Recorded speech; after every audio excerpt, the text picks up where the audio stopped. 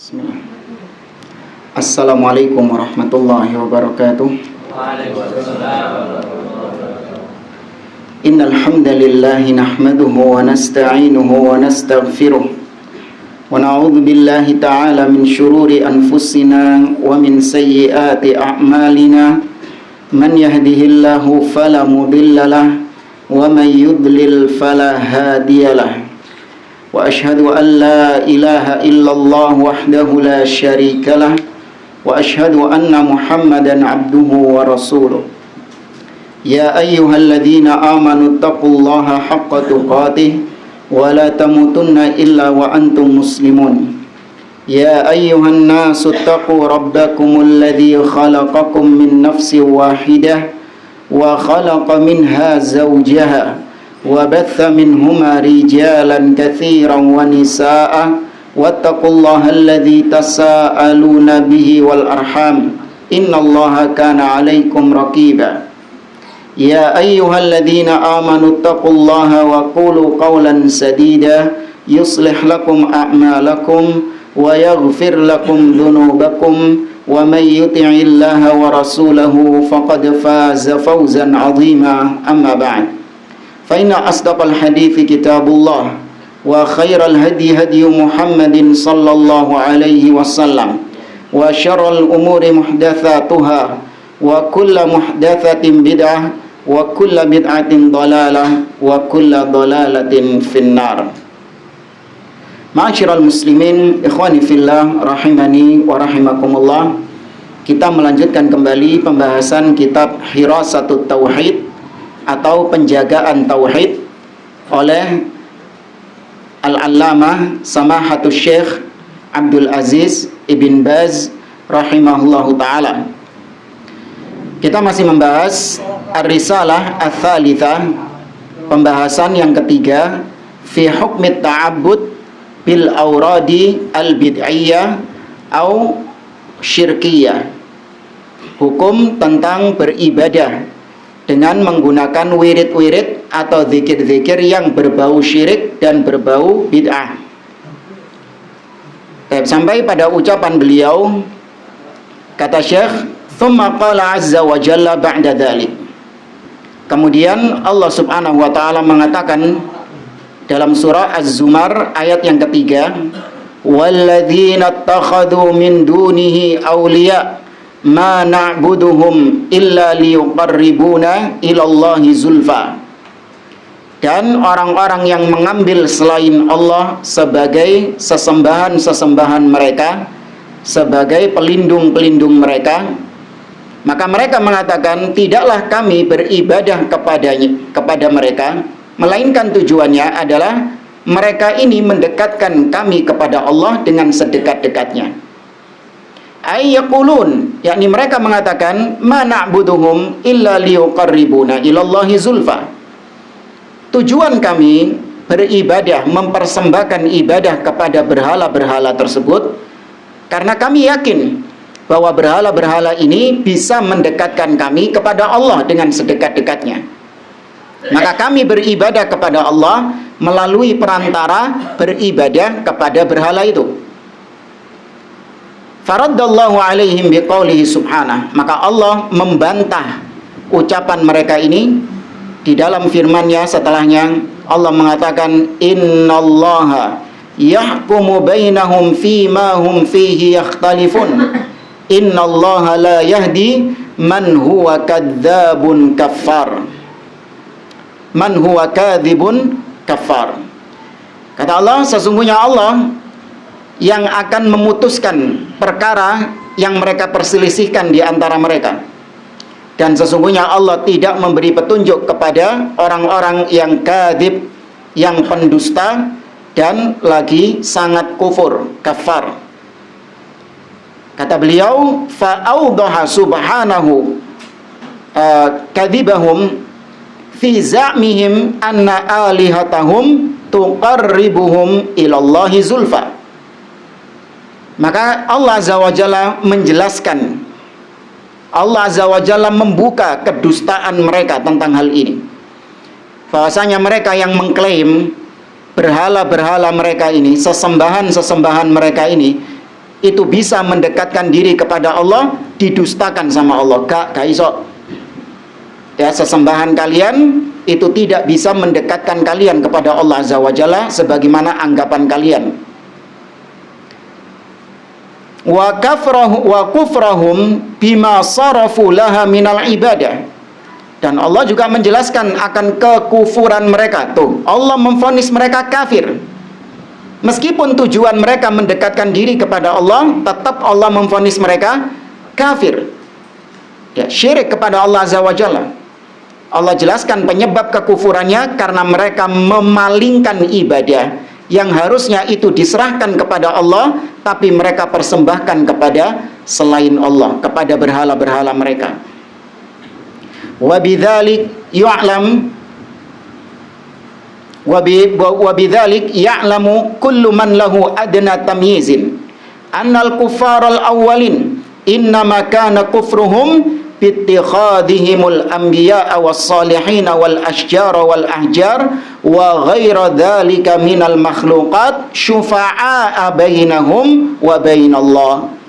Kata beliau, maka dengan demikian seorang yang katakanlah punya pemahaman yang paling rendah, punya tingkat intelijensi yang rendah sekalipun, maka setiap orang meskipun dia punya intelijensi yang rendah, yakni ya katakanlah dia belum bisa membedakan antara yang satu dengan yang lain, saking rendahnya intelijensinya, IQ-nya.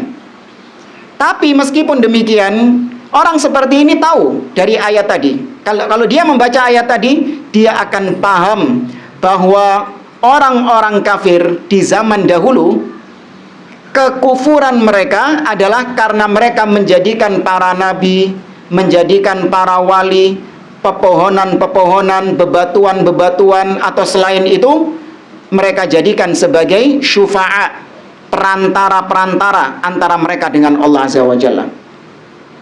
Ya, maka bukan cuma orang-orang yang IQ-nya tinggi, bahkan orang yang IQ-nya rendah paham ayat tersebut, bahwasanya orang-orang kafir Abu Jahal dan kawan-kawan, sebab kekufuran mereka adalah karena menjadikan selain Allah sebagai perantara antara mereka dengan Allah Azza wa Jalla. Wa taqadu annahum yaqduna hawaijahum min duni idnihi subhanahu wala ridha. Mereka meyakini bahwa berhala-berhala tersebut, sesembahan-sesembahan tersebut bisa memenuhi hajat-hajat mereka, bisa mengabulkan hajat-hajat mereka tanpa izin dan ridho dari Allah Subhanahu wa ta'ala. Ini syirik akbar dengan syirik ashor. Bedanya syirik akbar dengan syirik ashor. Kalau ada orang pakai jimat sebagai penolak bala atau jimat yang tujuannya untuk menyembuhkan penyakit misalnya, dia pakai jimat. Kalau dia meyakini bahwa yang menyembuhkan Allah, maka apa jatuhnya hukumnya orang ini? Syirik ashor. Kalau dia meyakini, oh enggak, ini cuman perantara saja, maksudnya sebab ikhtiar, ya usaha saya untuk mencari kesembuhan, tapi saya yakin yang memberikan kesembuhan Allah Azza wa Jalla, maka tetap hukumnya syirik, tapi syirik ashor, tidak sampai mengeluarkan dari Islam. Kenapa kok tetap dikatakan syirik? Apa bedanya sama obat? Obat kan kita juga menganggap yang menyembuhkan Allah. Obat itu hanya sebatas sebab. Tapi kenapa obat nggak dihukumi syirik, sedangkan yang pakai jimat dihukumi syirik asghar? Obat ada isinya, obat ada efeknya. Kalau minum berarti bisa.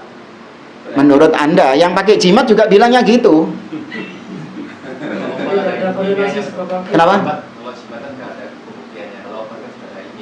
Nah, maksudnya kalau obat itu ada korelasi antara sebab dan akibat secara ilmiah. Ya, sebab dan akibat ada korelasinya, nyambung korelasinya. Adapun jimat itu tidak nyambung dengan akibatnya, baik dengan ilmiah ataupun dengan dalil. Karena kalau nyambungkan sebab akibat itu dua. Cara nyambungkan sebab dan akibat cuma dua. Yang pertama caranya nyambung noi dengan dalil. Kalau dalil mengatakan nyambung, maka berarti kita tetapkan itu nyambung sebab dan akibatnya. Atau kalau dalil nggak ada, maka dengan ilmiah, ya secara ilmiah memang ada keterkaitan antara sebab dan akibat, nyambung. Nah, adapun jimat sebab dan akibatnya nggak nyambung, baik secara dalil ataupun secara ilmiah, maka tetap dikatakan syirik karena berarti dia menyaingi Allah sebagai sang pembuat sebab akibat. Ya, itu syiriknya di sisi situ. Karena kita yakin atau kita menetapkan bahwa satu-satunya yang bisa membuat sebab dan akibat cuman siapa? Allah saja. Selain Allah nggak bisa menentukan sebab akibat.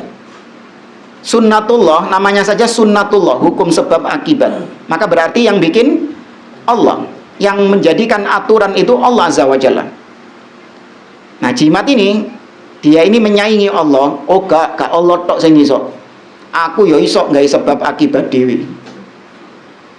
Sisi syiriknya di situ.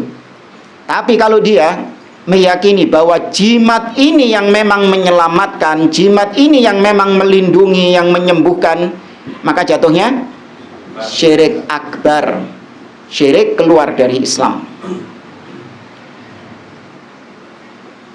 Kama tashfa'ul wuzara indal muluk faqasuhu azza wa jalla 'alal muluki waz zu'ama.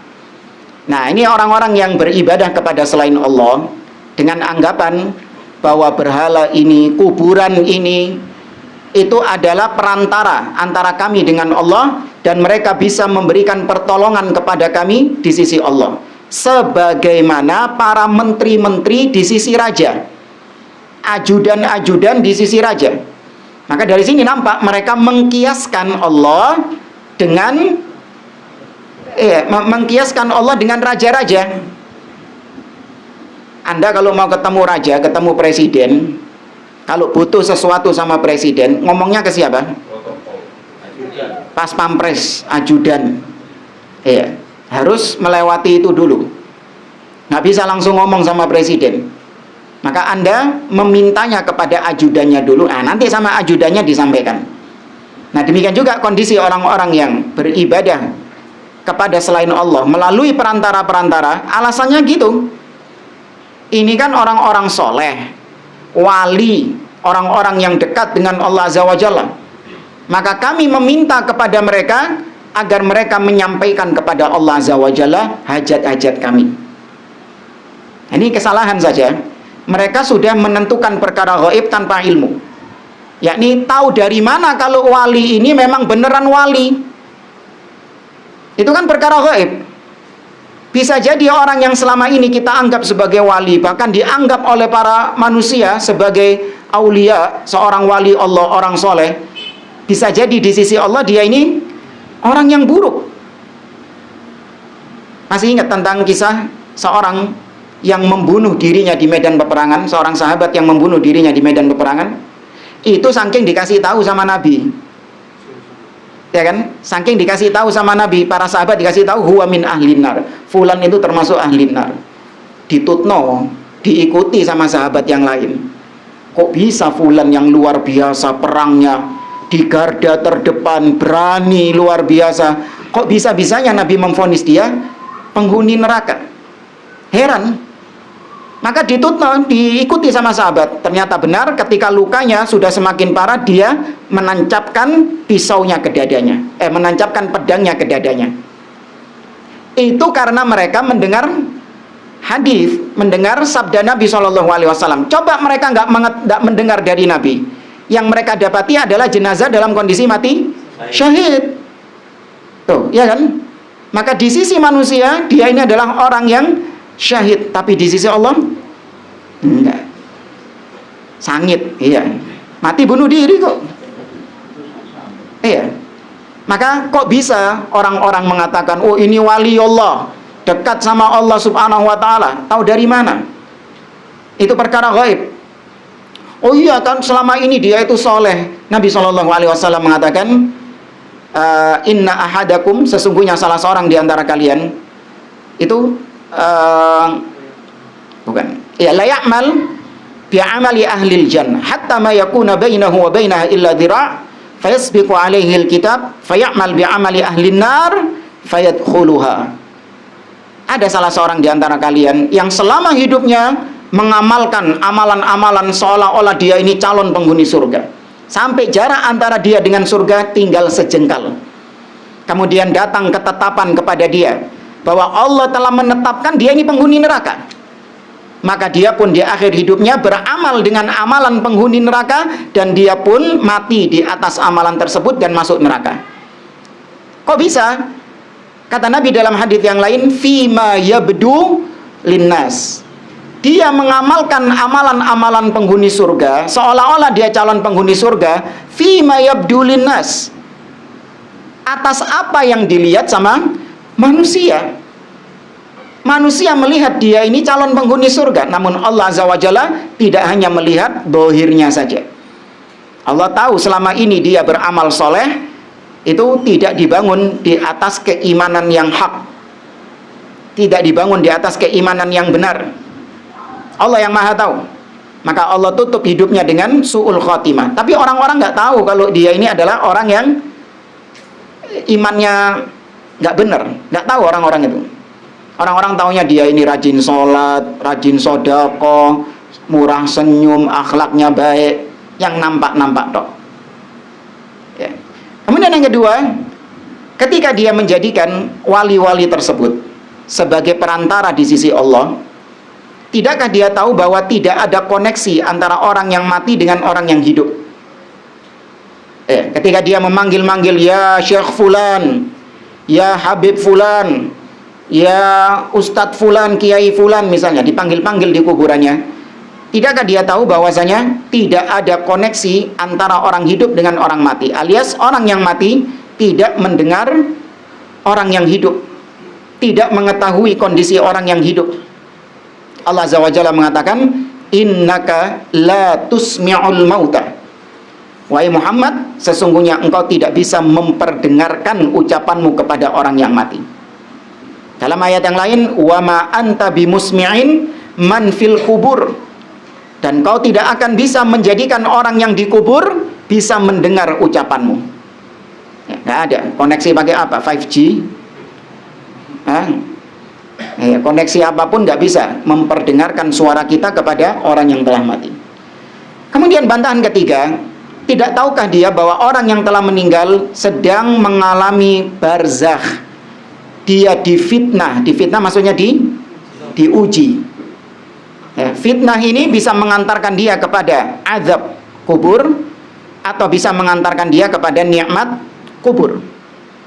Nah, tahu dari mana kalau orang ini dia mendapatkan nikmat kubur? Bisa jadi justru dia mendapatkan azab kubur. Masa wali bisa mendapatkan azab kubur? Bisa. Sahabat Nabi SAW, kita tahu sahabat adalah generasi terbaik. Namun Nabi pernah melewati 2 kuburan sahabat. Ya, 2 kubur sahabat.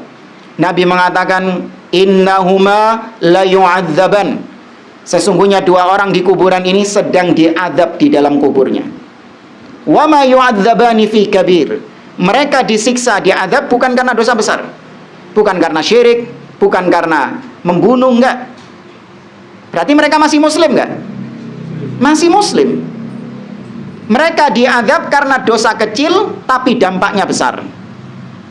Amma ahaduhuma fala yastanzihu min baulihi. Adapun orang yang pertama, dia disiksa di kubur karena tidak bersih ketika selesai buang air kecil. Nah, ini berdampak pada apanya? Salatnya. Sedangkan yang kedua, fayamshi bin namimah. Dia suka adu domba. Ya, namimah. Nah, ini juga berdampak pada dosa besar yang berikutnya. Apa itu?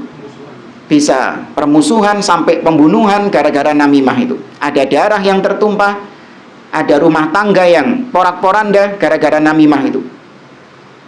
Maka bisa seorang sahabat mendapatkan demikian. Maka apalagi yang generasi setelah para sahabat. Ya. Baik, kita lanjutkan. Maka mereka menyamakan Allah dengan para raja-raja. Wa qalu, mereka mengatakan nih yang berbuat syirik, mereka mengatakan kama annahu man lahu hajatun ilal malik waz-za'im yatashaffa'u ilaihi bi khawasihi wa wuzara'i fahakadha nahnu nataqarrabu ilallahi bi ibadati anbiya'ihi wa awliyaihi. Kata mereka, sebagaimana kita kalau punya keperluan kepada raja, presiden, maka kita meminta bantuan kepada menteri-menterinya atau kepada ajudan-ajudannya. Maka demikianlah kalau kita mau mendekatkan diri kepada Allah, punya kebutuhan kepada Allah, maka kita beribadah, minta pertolongan kepada para nabi-nabinya, orang-orang soleh, para wali. Jadi mereka mengkiaskan antara Allah dengan raja. A'udzubillah. Wa hadza min atlalil batil. Ini adalah kebatilan yang paling batil. Li'annahu subhanahu la syabiha lahu. Karena Allah Subhanahu wa taala laisa kamitslihi syai', tidak ada yang serupa, setara, sebanding dengan Allah Azza wa Jalla. Maka nggak boleh dibanding-bandingkan antara Allah dengan makhluknya. Nah, di antara yang keliru juga sebagian orang itu, kamu itu kok nggak bisa sabar sih? Kamu itu kok nggak bisa memaafkan sih? Padahal Allah saja maha pemaaf. Loh ya sih. Paham ya? Iya, kadang ada orang kayak gitu. Kamu ini kok nggak mau memaafkan, nggak mau saling memaafkan, ya kan? Padahal Allah saja maha pemaaf. Maka kita katakan ya beda toh. Ngapain ente menyamakan saya dengan Allah Subhanahu wa taala? Allah dengan sifat-sifatnya yang maha mulia, saya dengan sifat-sifatnya yang maha kurang. Kok kau menuntut aku sama kayak Allah Subhanahu wa taala? Paham di sini ya? Itu ada sebagian yang suka mengucapkan demikian, awas. Itu bentuk penyerupaan. Ya, bentuk penyerupaan kepada Allah Subhanahu wa taala. Allah tidak boleh diserupakan dengan apapun, wala yuqasu bi khalqihi, enggak boleh dikiaskan dengan makhluknya.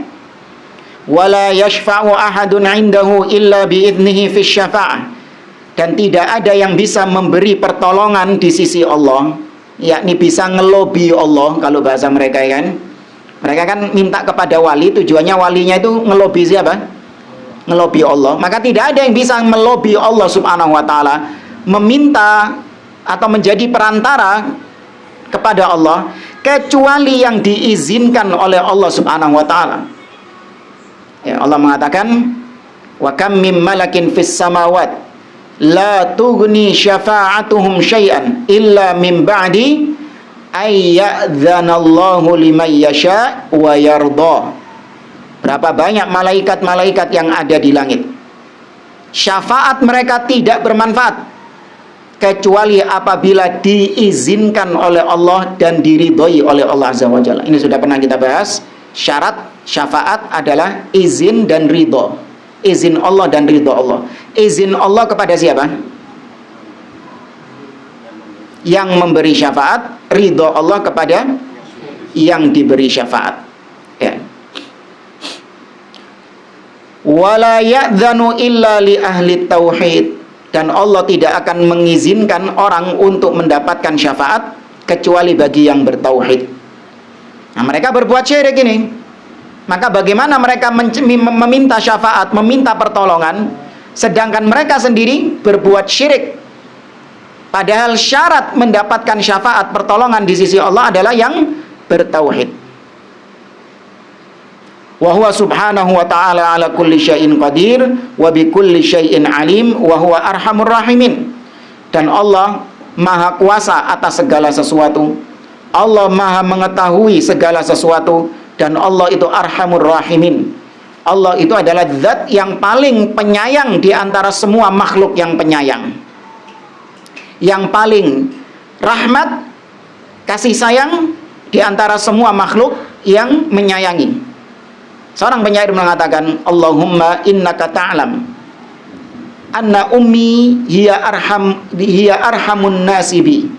Ya Allah, sesungguhnya kau tahu bahwasanya ibuku adalah manusia yang paling sayang kepadaku daripada semua manusia yang lain. Ya. Wa ummi la tardaliyal halak wal adab. Ibuku yang paling sayang sama aku, ibuku nggak ridho apabila aku jatuh dalam kebinasaan, ya, kehancuran.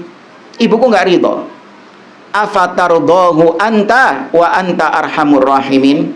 Maka apakah engkau ridho ya Allah, aku binasa, aku tersiksa, sedangkan engkau adalah zat yang maha penyayang, bahkan lebih sayang engkau daripada ibuku. Ya Allah maha penyayang. La yakhsha ahadan wa la yakhafu. Tidak ada sesuatu apapun yang ditakuti sama Allah Azza wa Jalla. Ya, tidak ada sesuatu apapun yang ditakuti oleh Allah Subhanahu wa taala. Wa huwal qahir fawqa ibadi. Allah maha perkasa di atas hambanya. Maksudnya, Allah ketika menetapkan sesuatu dari takdirnya, fulan diberi syafaat, fulan tidak diberi syafaat, fulan ditolong sama Allah, fulan tidak ditolong sama Allah. Allah ketika melakukan perbuatan-perbuatannya itu tidak ada yang ditakuti, yang disungkani sama Allah Azza wa Jalla, nggak ada. Beda sama kita. Kita kalau menetapkan sesuatu, memutuskan suatu perkara, mengambil suatu sikap, mengambil suatu kebijakan, ono sing diaboti. Ya kan? Takut ambil fulan. Nek aku ngene, berbuat ngene, engkau fulan ngene. Ya kan? Gak enak ambil fulan, kok sungkan fulan. Allah nggak ada takut sama makhluk, takut sama sesuatu apapun, nggak ada. Ya, maka Allah tidak memiliki sifat sungkan kepada sesuatu, kepada seseorang. Fulan nggak ditolong, wedi Allah. Wah, niki nek gak ditolong Fir'aun, niki nek gak dikei syafaat, engko akhirnya ngamuk akhirnya. Ya, gak enak ini. Sekei syafaat wis wedi ambek Fir'aun. Nah, ono kayak gitu. Ya, tidak ada sesuatu apapun yang ditakuti oleh Allah Azza wa Jalla, karena Allah itu Al-Qahir. Allah itu yang maha kuat, maha perkasa, fawqa ibadi, dan dia berada di atas hambanya. Allah di atas hamba itu dari 3 sisi.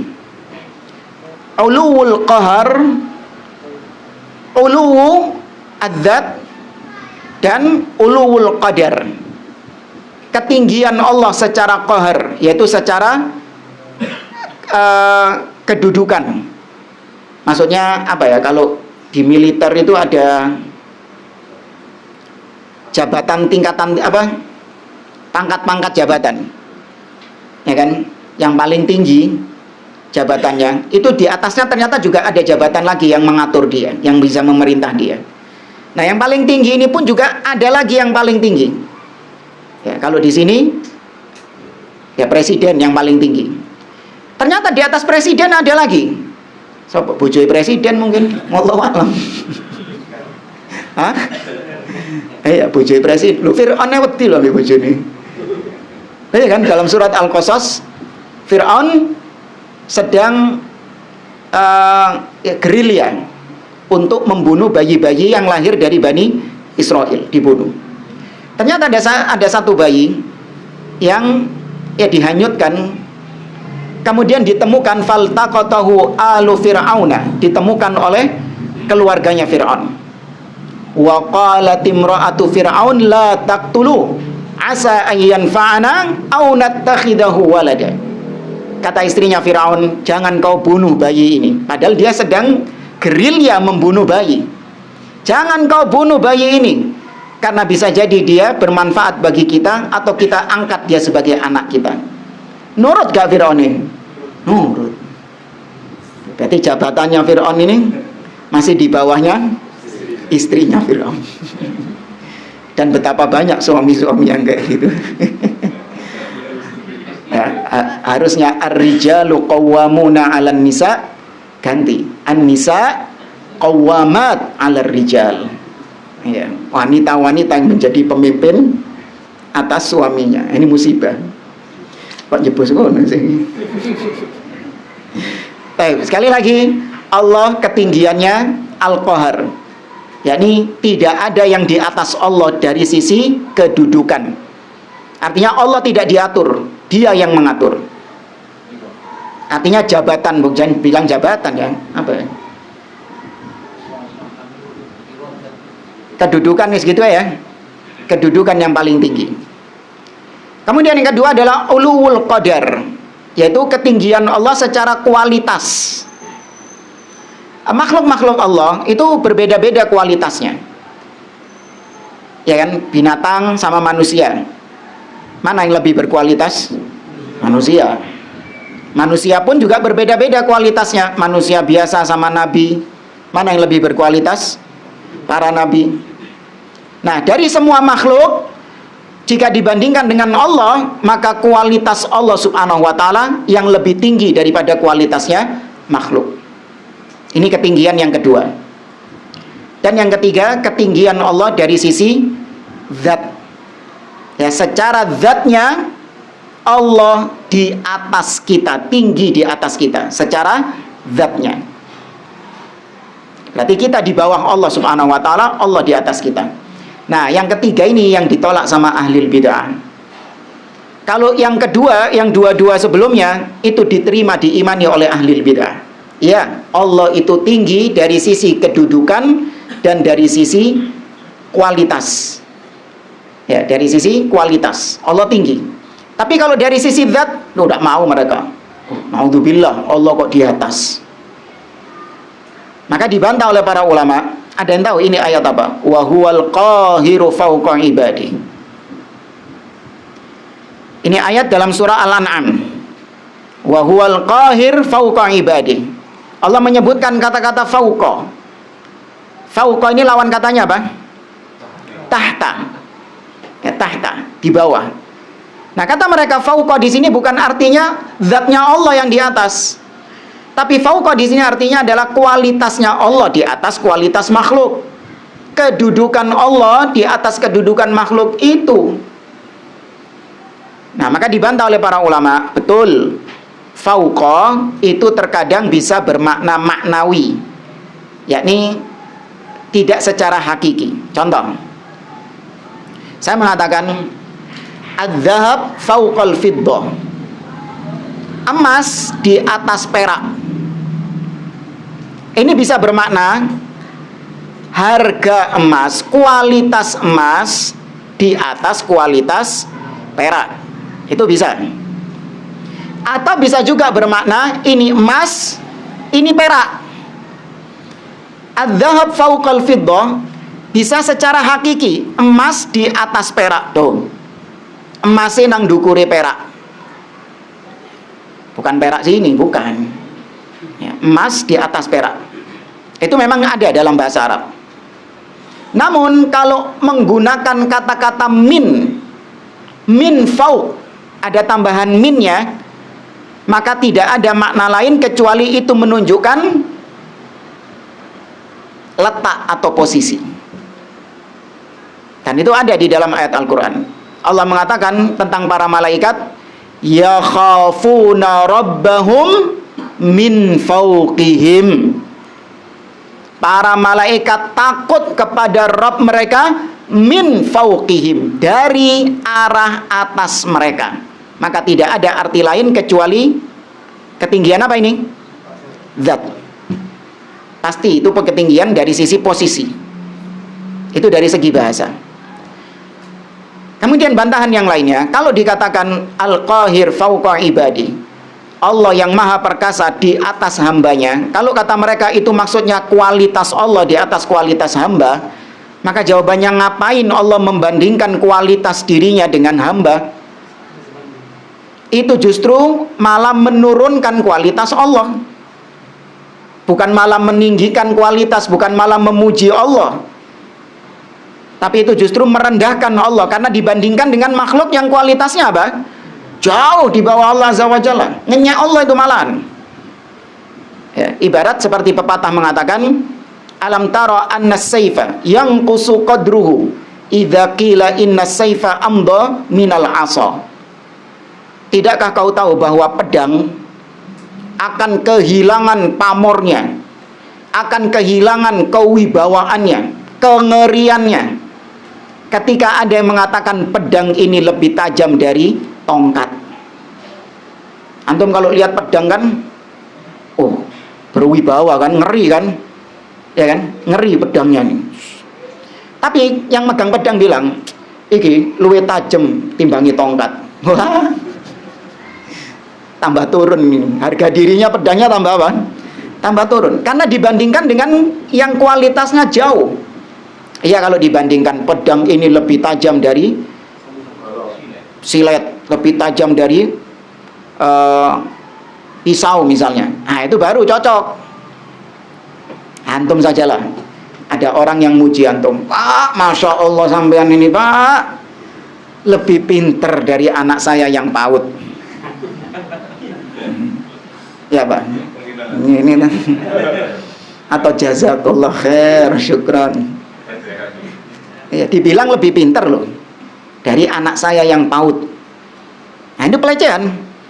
Nah, maka sama ayat tadi, Al-Qahir fauqa ibadih, Allah di atas hambanya. Maksudnya kata mereka kualitas Allah di atas kualitas hamba. Oh, ini ngenyek. Ya, tapi kalau dikatakan bahwa posisi Allah di atas posisi hamba, nah itu pujian bagi Allah Azza wa Jalla. Ya.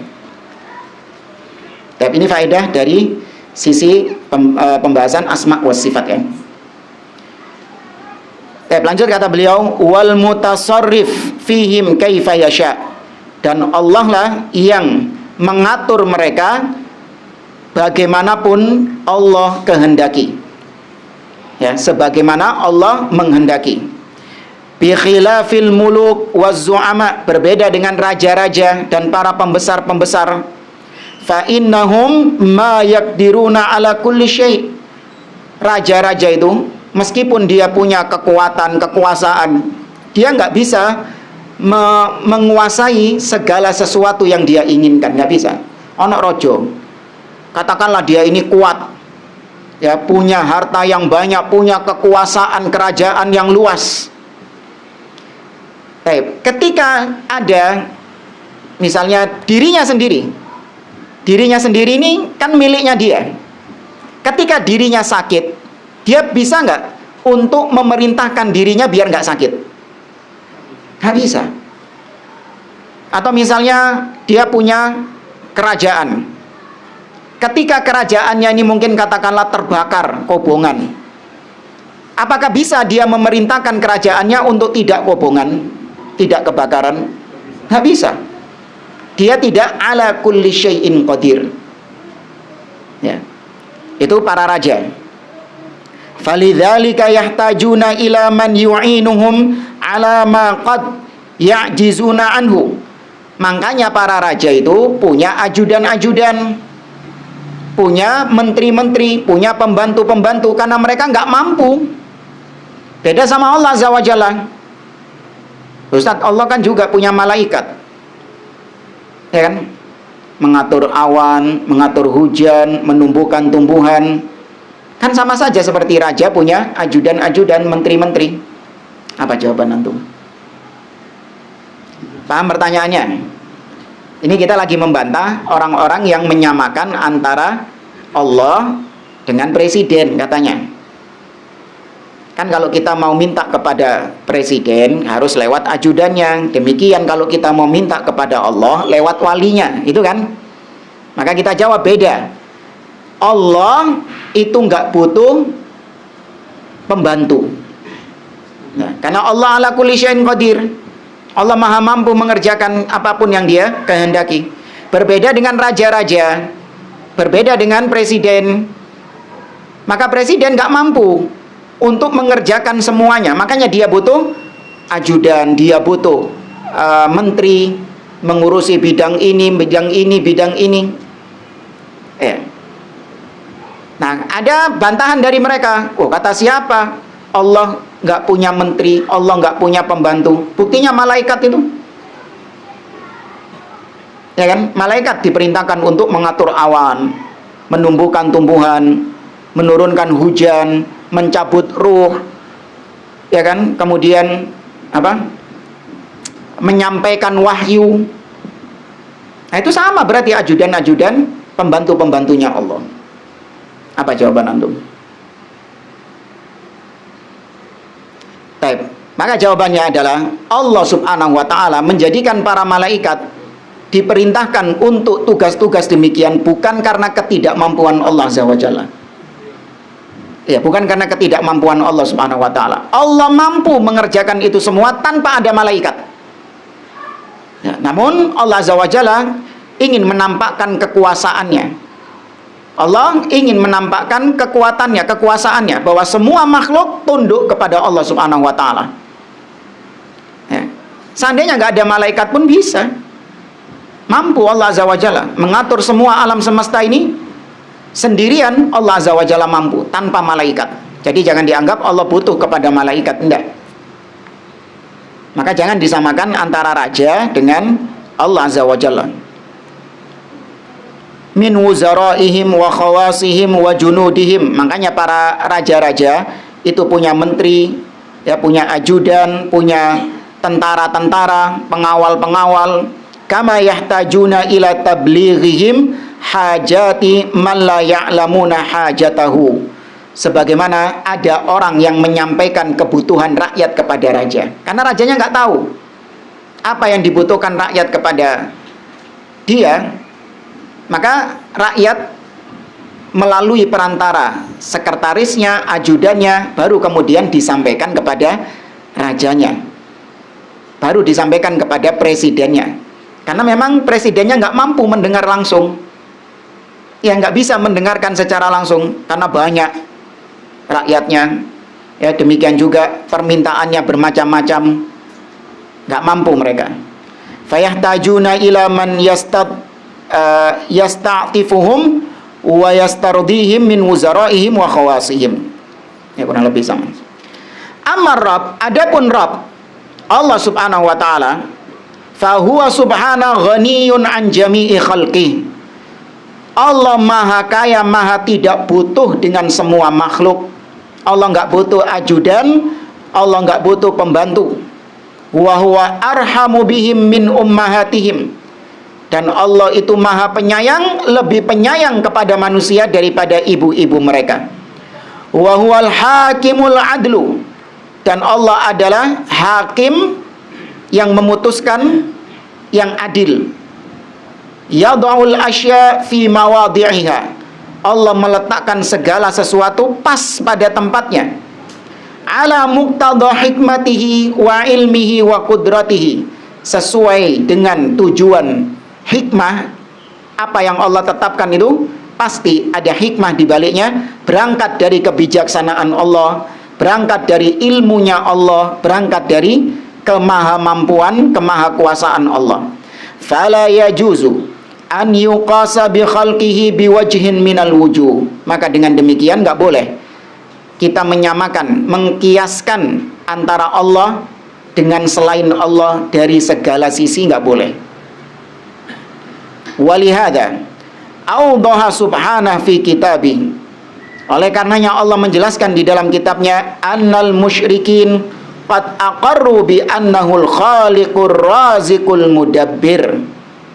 Kaum musyrikin mereka mengakui bahwa Allah itu pencipta satu-satunya, pemberi rizki satu-satunya, yang mengatur satu-satunya. Ditetapkan, diakui oleh orang-orang Quraisy. Wa annahu huwallazi yujibul muttar. Dan mereka juga mengakui bahwa Allah satu-satunya yang maha mengabulkan orang yang sedang terdesak, ya, orang yang sedang membutuhkan. Wa yakshifus su'. Dan mereka tahu Allah yang bisa mengangkat keburukan, menghilangkan keburukan. Wa yuhyi wa yumit. Allah yang menghidupkan dan mematikan. Ila ghairi dzalik min af'alihi subhanahu. Dan perbuatan-perbuatan Allah yang lain, orang-orang Quraisy meyakini hal tersebut. Wa innamal khususah bainal musyrik khusumah bainal musyrikin wa bainar rusul fi ikhlasil ibadati lillahi wahdah. Namun peperangan, gegeran yang terjadi antara nabi dengan kaumnya itu bukan gegeran dalam tauhid apa? Rububiyah. Ya. Mereka gegeran bukan dalam masalah tauhid rububiyah. Tapi Nabi dan kaumnya, bukan cuma Nabi Muhammad SAW, semua Nabi yang diutus oleh Allah titik sentral perselisihan mereka dengan kaumnya adalah dalam masalah ikhlasul ibadati lillah, dalam masalah memurnikan ibadah hanya kepada Allah Azza wa Jalla. Berarti tauhid apa? Uluhiyah. Kama qala azza wa jalla, seperti yang Allah firmankan di surat Az-Zukhruf ayat 87, wala in sa'altahum man khalaqahum la yaqulunallah. Apabila kau bertanya kepada mereka wahai Muhammad, maka mereka tentang siapa yang menciptakan mereka, maka mereka akan menjawab Allah. Beres wesan tauhid rububiyah. Sudah clear. Sudah terang benderang, disepakati baik oleh nabi ataupun oleh kaumnya. Wa qala ta'ala, Allah berfirman di surat Yunus ayat 31, qul man yarzuqukum minas sama'i wal ard amma yamlikus sam'a wal absar wa may yukhrijul hayya minal mayyit wa yukhrijul mayyita minal hayy wa may yudabbirul amra fasayaqulunallah faqul afala tattaqun. Katakan wahai Muhammad, siapa yang memberikan kalian rizki dari langit dan bumi? Siapa yang memiliki pendengaran dan penglihatan yang sempurna? Siapa yang menghidupkan yang mati dan mematikan yang hidup? Dan siapa yang mengatur segala perkara? Pasti mereka kalau ditanya tentang hal ini jawabnya apa? Allah. Ya, karena ini tauhid apa semuanya berkaitan? Rububiyah semua. Maka katakan lagi kepada mereka, afala tattaqun, kenapa kalian tidak beribadah kepada Allah saja? Kalau kalian meyakini hanya Allah, kenapa kalian kok mempersembahkan ibadah kepada selain Allah? Wal ayatu fi hadzal ma'na katsiratun wa sabaqa dzikrul ayatid dalla ala anna an-niza' bainar rusul wa bainal umam innama huwa fi ikhlasil ibadati lillahi wahdah. Dan ayat-ayat yang seperti ini banyak kata beliau. Dan sudah disebutkan ayat-ayat sebelumnya yang menandakan bahwa perselisihan antara Rasul dengan kaumnya, dengan umatnya, itu perselisihannya hanya pada masalah ikhlas, masalah tauhid, mengesahkan Allah dalam beribadah. Kaqaulihi subhana, seperti ayat yang sering kita ulang. Kok surat Al-Hajj ini? Di situ surat apa? An-Nahl. Hah? Oh, tidak ada nama suratnya. Ya, ini salah ini. Al-Hajj ayat 36. Harusnya An-Nahl. Ayat berapa An-Nahl? Ya, nanti baca dari awal aja lah. Walaqad ba'atsna fi kulli ummatir rasula an ya'budullah wajtanibu at-taghut. Sungguh kami telah mengutus pada setiap umat seorang rasul, di mana rasul ini menyeru kepada umatnya, an ya'budullah, wahai kaumku sembah Allah, menyembahlah kepada Allah dan jauhkan diri kalian dari at-taghut, semua yang disembah selain Allah. Wa ma jaa'a fi ma'naha minal ayat. Wa bayyana subhanahu. Terus mandek sini sih ay. Sampai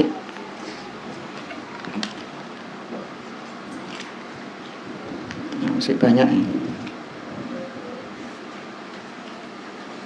3 lembar. Tapi kita berhenti sampai di sini. Mungkin ada yang mau ditanyakan, tafadhol. Surat apa yang mengpau-pau tadi? Surat Al-An'am. Al-An'am ya? Di halaman kedua surat Al-An'am, kalau di mushaf itu halaman kedua paling bawah sendiri. Berarti pojok kanan bawah. Itu maksudnya Allah di atas itu menyatukan 3 ini enggak? Iya. Cuma tadi kalau disebutkan kalau kualitas disebutkan hanya kualitas berarti enggak, kalau ayat itu yang dimaksud secara zat. Ya, secara zat. Cuman kita tadi bilang 3, yaitu kita Ahlus Sunnah menetapkan ketiga-tiganya. Jadi kita jangan cuman menetapkan Allah tinggi secara zatnya saja, enggak. Kita juga menetapkan Allah tinggi secara kualitas dan secara kedudukan. Dan secara zat. Iya, kan itu sudah. Nah, jadi untuk menghilangkan kesalahpahaman, jangan dianggap Ahlus Sunnah cuman menetapkan Allah tinggi zatnya. Enggak. Allah juga tinggi secara kedudukannya. Ya, secara tingkatan kedudukannya. Siapa yang memerintah? Karena yang paling mentok siapa? Allah. Nggak ada yang memerintah Allah Subhanahu wa Ta'ala. Selain itu, semua di bawahnya siapa? Allah Azza wa Jalla. Dan juga secara kualitas, ya, Allah jika dibandingkan dengan makhluk, maka tentu kualitas Allah jauh di bawah makhluknya. Sifat-sifat Allah sempurna, tidak sebagaimana sifat-sifat makhluk yang maha kurang. Ya. Kalau sini terjemahnya dialah yang berkuasa atas hamba-hamba. Kalau sini mestinya di atas ya. Allah di atas Surat hamba-hamba. sudah ketemu ayat berapa? Ayat 18. Surat Al-An'am, ya, ayat 18. Apa terjemahnya tadi? Dialah yang berkuasa atas hamba-hambanya. Ayat atas. Al-Qahir artinya memang yang maha perkasa, maha berkuasa. Nah, adapun atas, Ya. nah kan di sini kan ambigu ini, tidak ditegaskan di sini. Karena tapi disebutkan di terjemahnya atas. Ya sudah benar kalau kita memahami secara letter luck-nya, maka nggak nampak ketinggian Allah itu. Allah maha berkuasa atas hambanya. Nah, atas di sini ini kan bisa atas secara zat, atas secara kedudukan, atas secara kualitas. Ya, nggak nampak kalau di sini. Tapi kalau kita preteli seperti tadi, ketahuan bahwa yang lebih layak di dalam ayat ini, karena ayat ini pujian kan, ya, pujian kepada Allah. Maka nggak mungkin itu ketinggian Allah secara kualitas atau secara bukan kuantitas, kedudukan, nggak mungkin, karena itu membandingkannya dengan manusia. Kalau membandingkannya dengan manusia justru malah menurunkan kualitas Allah. Maka pasti yang dimaksud adalah kedudukan ketinggian Allah secara zat. Ya, Allahu a'lam. Assalamualaikum warahmatullahi wabarakatuh. Assalamualaikum. Tadi membahas masalah kesyirikan, Pak Ustaz. Yang saya tanyakan, apakah Muslim yang biasa aja, ya, lebih baik daripada habib atau kiai-kiai tapi melakukan kesyirikan? Soalnya ada omongan di Ustaz, sepenting aku gak syirik, jadi melakukan ibadah biasa-biasa aja. Wassalamualaikum warahmatullahi wabarakatuh. Assalamualaikum. Adapun kalau secara individu, wallahu a'lam, kita senantiasa menghindari pembahasan memvonis individunya. Maka yang kita vonis ini adalah perbuatan. Kalau ada seorang yang di atas kesyirikan, bagaimanapun dia dihormati sama manusia, dicium tangannya, sampai kakinya dicium, iya. Masya Allah, diagungkan sama manusia. Semua orang menganggap dia ini orang soleh, tapi hakikatnya dia pelaku kesyirikan. Maka jangankan muslim biasa-biasa, muslim pelaku maksiat sekalipun, pelacur, ya, atau koruptor, atau peminum khamr, tukang mabuk, begal, rampok, pembunuh, jika dibandingkan dengan pelaku kesyirikan, mana yang lebih buruk? Pelaku kesyirikan. Ya, pelaku kesyirikan yang lebih buruk. Itu mindset kita. Karena Allah mengatakan innasyirka la dzulmun azim. Kesyirikan adalah kezaliman yang paling besar. Innallaha la yaghfiru ay yushraka bih wa yaghfiru ma duna dzalika liman yasha. Allah tidak mengampuni ketika dia dipersekutukan. Maksudnya orang mati membawa dosa syirik tidak diampuni sama Allah. Tapi Allah masih mengampuni yang di bawah kesyirikan. Nah, di bawah kesyirikan ini banyak. Bid'ah, selama bid'ah bukan yang kafir. Ya, bid'ah-bid'ah yang masih muslim. Kebid'ahan-kebid'ahan yang tidak mengeluarkan pelakunya dari Islam. Itu di bawah atau di atas kesyirikan? Di bawah kesyirikan. Masih diampuni enggak? Masih ada peluang. Jangan bilang masih diampuni enggak. Masih ada peluang untuk diampuni? Masih. Tahta masyiatillah, di bawah kehendak Allah. Kalau Allah mau diampuni, kalau Allah enggak mau ya diadab dhisik. Mampir sik nang neraka. Mari beres baru dilebokno surga. Tapi kalau diampuni sama Allah, ekspres masuk surga, ya. As'alullah al-jannah. Semoga kita yang langsung ekspres ini. Nah, maka pelaku-pelaku maksiat itu di bawah kesyirikan. Berarti mereka ini lebih mending, jangan dikatakan baik, enggak. Dua-duanya jelek. Pelaku syirik, pelaku maksiat, dua-duanya jelek. Tapi kalau dikomparasikan, maka pelaku syirik yang lebih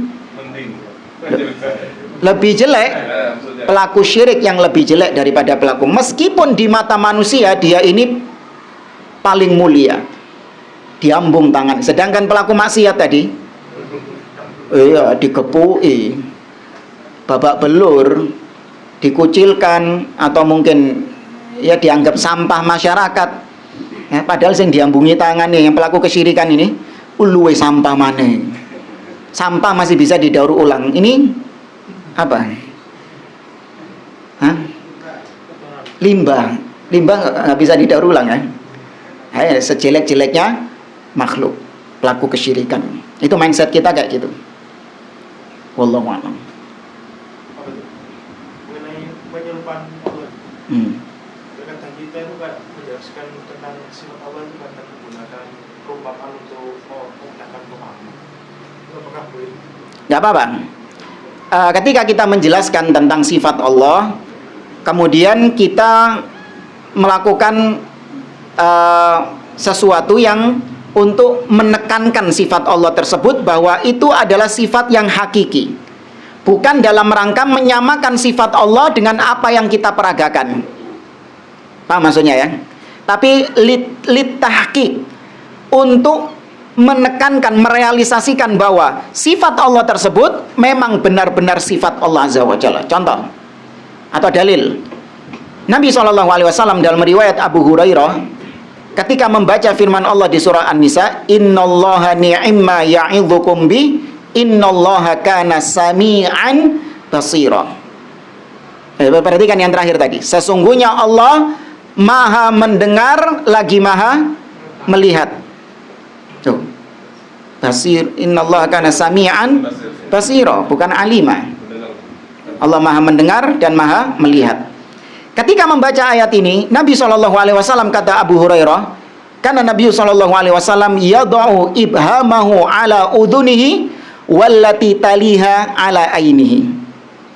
Nabi meletakkan jari jempolnya di telinganya, dan jari yang setelah jempol, maksudnya telunjuk, Nabi letakkan di ainihi, di matanya, sambil membaca ayat innallaha kana sami'an basira. Apakah maksudnya Nabi menyamakan telinganya dengan telinga Allah dengan telinganya dia, pendengaran Allah dengan pendengarannya, menyamakan penglihatan Allah dengan penglihatan Nabi? Tidak. Kata para ulama, itu tujuannya untuk menegaskan Allah benar-benar mendengar dan benar-benar melihat ya. Maka kalau sebatas itu boleh.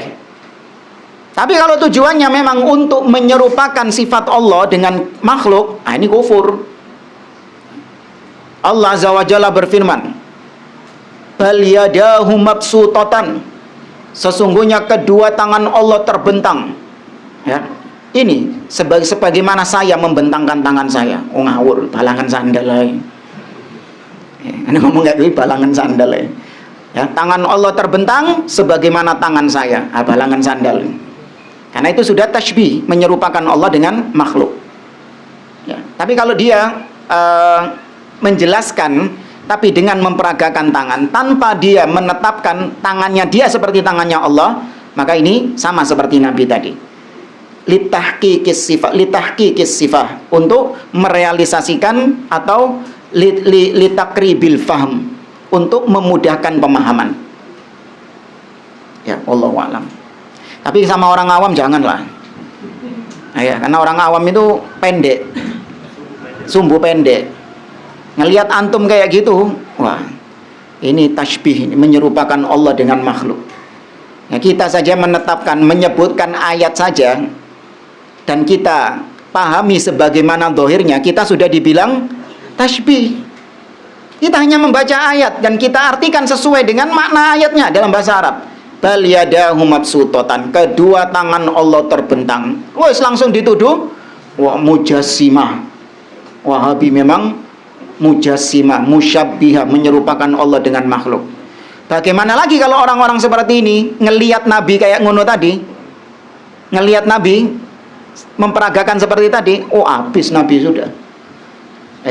Jadi penerusnya Dzul Khuwaisirah. Iya, menuduh Nabi tasbih. Kalau Dzul Khuwaisirah menuduh Nabi nggak adil, ini menuduh Nabi tasbih. Ya, wallahu a'lam. Cukup ya, karena isya-nya semakin malam. Kita cukupkan. Subhanakallahumma wa bihamdik, asyhadu an la ilaha illa anta, astaghfiruka wa atubu ilaik. Assalamualaikum warahmatullahi wabarakatuh.